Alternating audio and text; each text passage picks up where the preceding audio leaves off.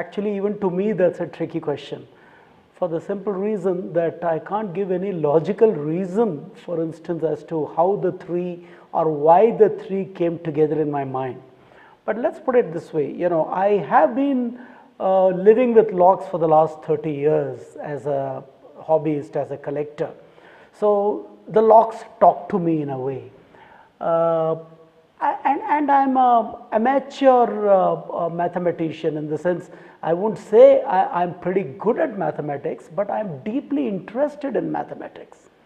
And then it so happens that off and on, like a layman, one has been reading the Mahabharata, as most of us do, whether it is A.K.K. Munshis or whether it is Rajgopalacharis and so on. And then, once suddenly it struck me that, hey, hang on, there's something very interesting in these stories, because I see something very intriguingly similar with some aspects of my locks that I have in my collection. And then some of them, of course, locks and mathematics are more easily connected because they are both problems and solutions in a certain manner.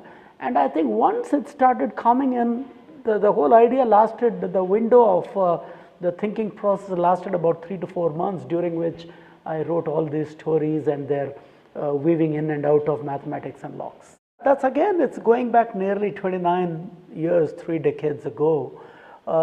Okay, at one level, I have always been interested in things mechanical, and I have always been interested in collecting things. Like, as a kid, one was collecting stamps, one was collecting matchbox covers, one was collecting coins, and so forth.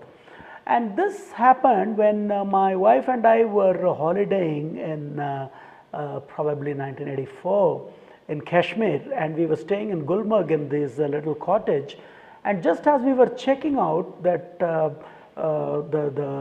security guard put one old looking, very strange looking lock onto the door of the cottage, and that caught my attention. And I said, hey, hang on, what is this? And I said, hey, why don't you give this to me? I'll buy you a new Navtal lock. And he thought I must be nuts in the head. And I think that was the first genuine win-win trade that we had. And immediately thereafter, because I'm a Tamilian, but I never lived in Tamil Nadu, because I'm born and brought up in Punjab, Haryana, Jammu and Kashmir, and so forth.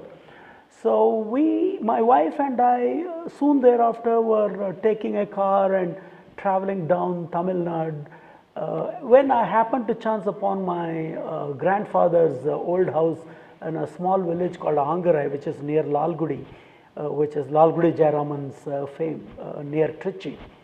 And there was this old strange looking lock hanging on the door of the house. So I took that as a memento from the tenants who were living there. That became my lock number 2. And then, since I was in Ahmedabad on Sabarmati riverbed, there is a flea market that happens every Sunday called Atwari.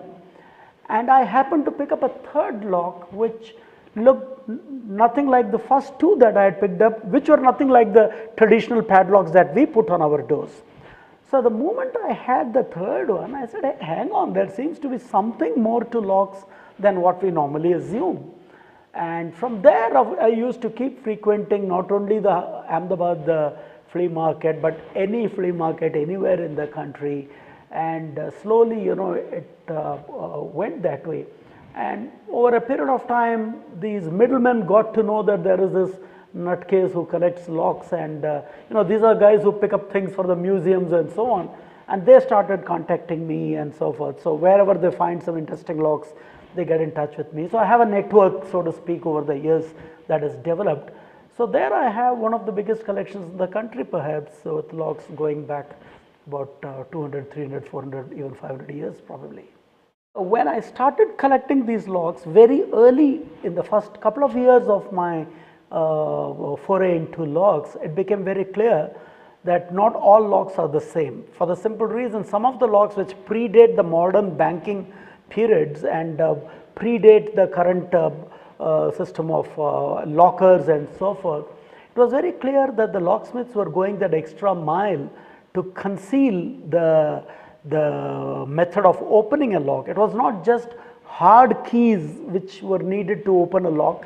You also needed the softer element of knowing which key goes where, and one keyhole will reveal the next keyhole, that would reveal the next keyhole, and so on. So it was very clear that there was a whole category of trick locks, and obviously as a person who was buying these locks, I would invariably end up having to pay more for trick locks, and the more tricks there were, the more money I had to pay. And in due course I also realized that there is a whole body in the world of puzzle collectors internationally, and locks fall within the mechanical puzzles component in some of them. So, these trick locks were basically the locksmith's way of giving you extra value for money, so you could really keep your things pretty safe from very casual kind of lock picking. And then it opened up a whole new world of the purposes for which locks were built, the intent with which they were built. For example, 2 people, 3 people, 4 or 5 brothers wanting to open a shop in the morning, and nobody trusts the other to open it ahead of him lest he pilfer something away. So there are locks where all the 5 brothers will have to be present to be able to open it, for example. And the same went for cash boxes and things. Or you have these old locks, maybe going 300 years, where you need one key to lock it, another key to open it. Now you may wonder, why would you need a lock like that? So you have a maid cooking at home, you want her to lock the house and go, but you don't want her the right of re-entry. So you have these special locks which predate these modern automatic locks that we have on our doors. So that's how the whole trick lock component surfaced in my collection. Well, yes and no. Part of the research is what, I've been an academic. For 20 years of my life, I was teaching finance. So as an academic, one has been in the habit of reading a lot. And I also told you that I have a deep amateurish interest in mathematics. So, interesting books on entertainment maths, for example, I would always latch on to them. So there were a lot of things which were there in my mind somewhere, which I didn't explicitly have to research to link it to something that I may have in mind about Mahabharata or locks. But yes, there were some areas where, for example, when you talk about fractional dimensions, it's not an area which I'm fully conversant with, so I had to read up a little bit, I had to understand it a little bit more, and give it a little more formal shape to be able to put down for an average reader, because an average reader may not be a mathematician. This book is also an interesting way of communicating Mahabharata to the younger generation, rather than give the very staid storytelling in the old world format. This makes it a little more funky for the younger generation. So in that sense, I had to simplify some of the maths in many places for a lay person reading the book. But other than that, as I said, much of it was hyper-connecting in one's own mind. I have read this sometime, I've read that sometime, and now is the point where they're all coming to meet. And then I find if something needs to be researched a little closer, I've done that. This book was my own exploration of 3 different worlds which are not parallel. So that's the subtitle of the book, an exploration of unexpected parallels.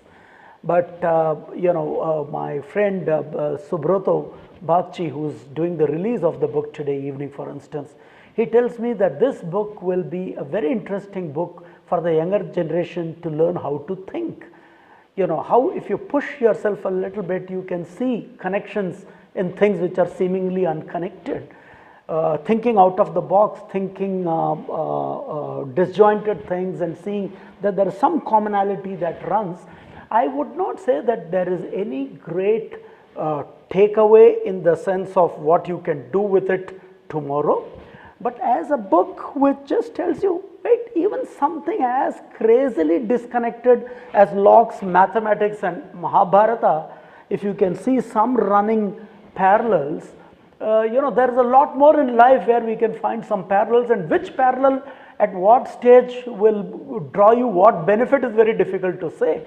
But basically it will help any bright, enthusiastic reader to generally learn to connect unconnected things. That's all I hope the takeaway could be.